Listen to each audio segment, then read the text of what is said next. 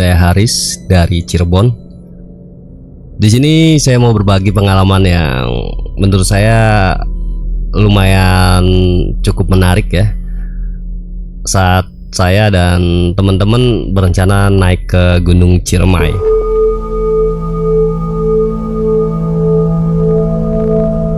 Kejadian ini sekitar tahun 2003 dan saat itu saya sedang liburan sekolah.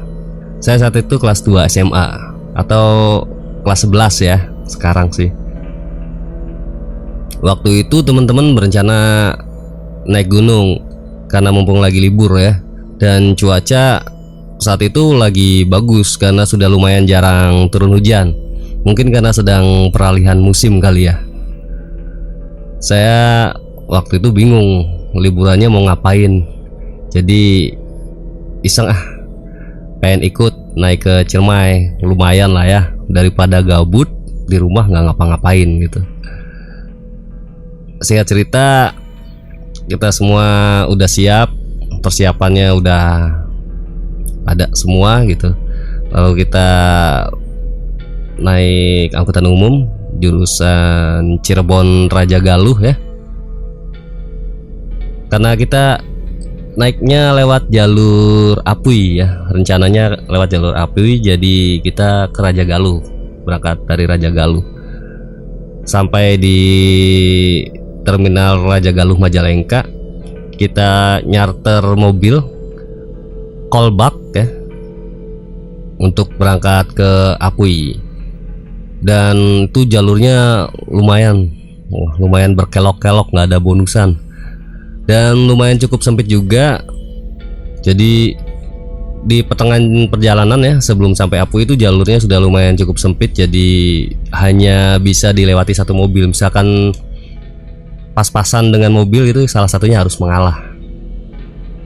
Di perjalanan ya, dari awal hingga sampai ke tujuan, salah satu temen sering banget ngomong kotor dan bercandanya jorok. Ya mungkin karena ada temen cewek kali ya, jadi dia pengen nyoba jadi badut tongkrongan gitu biar kelihatan lucu. Tapi kalau boleh jujur sih, bercandanya mah nggak lucu ya, yang ada malah norak gitu.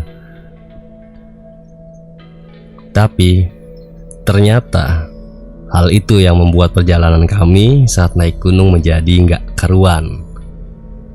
Oke, saya cerita waktu sampai Apui dulu nih.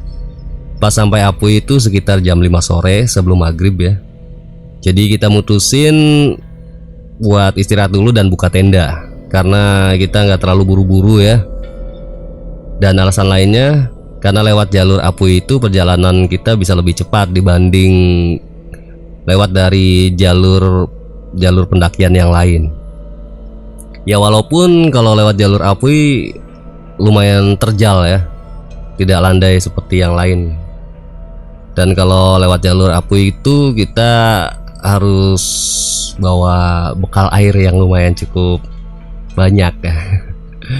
Singkat cerita, kita udah buka tenda dan udah masuk maghrib nih. Saat itu ada salah satu temen cewek yang kebelet pengen pipis. Ya karena cewek gitu kan, jadi harus ditemenin. Kalau cowok mah gampang, pengen pipis tinggal balik kanan aja gitu. Nah jadi salah satu temen kita mutusin buat nganterin. Tapi gak lama saat dia nganterin temen cewek tadi pipis, dia malah lari balik lagi ke tenda sambil ngos-ngosan. Dan dia bilang, tadi ada mata segede genjring liatin saya.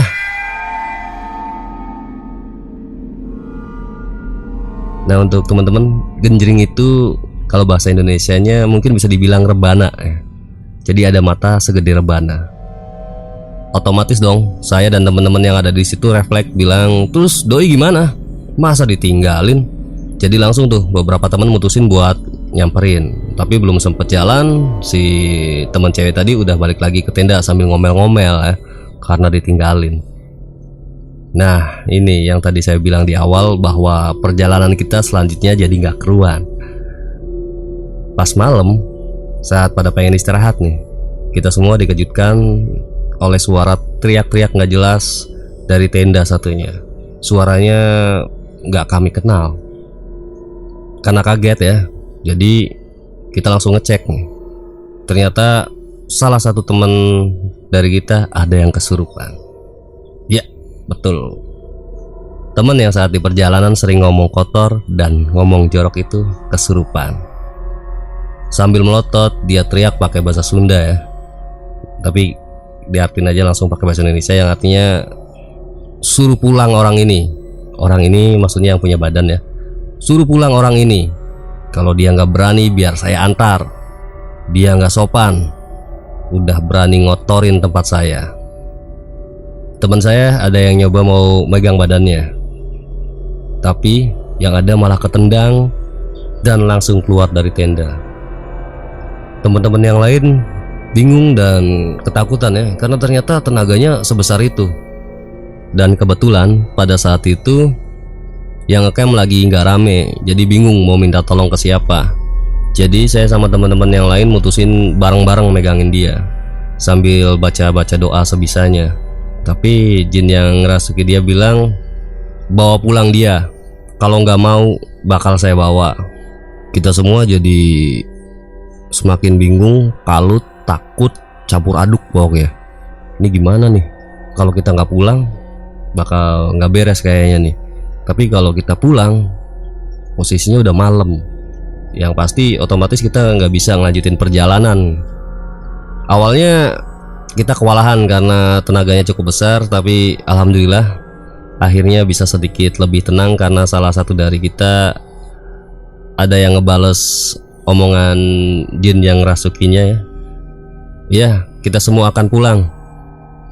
Dan setelah itu teman saya yang kesurupan perlahan-lahan mulai lemes dan sadar.